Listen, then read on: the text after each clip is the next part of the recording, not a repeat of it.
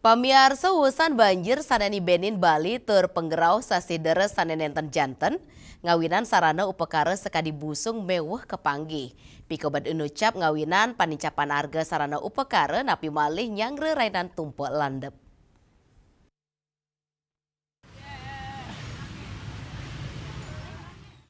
Pedagang ring pasar Wangayu, lu penate saneta ler ngadol sarana upekara tumpak landep mausang keni usanan ring baye banjir saneni Benin Bali.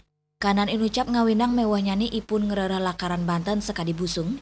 Pengerau busung saking dura Bali taler kauningin mewah, sani mawasan ring penghargaan ni dados maul.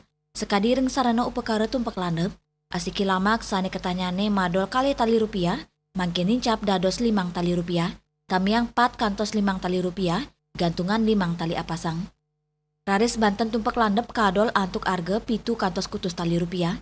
Ya diastun mal, keramane kantun ake sane numba sarana upekara tumpak landep inucap.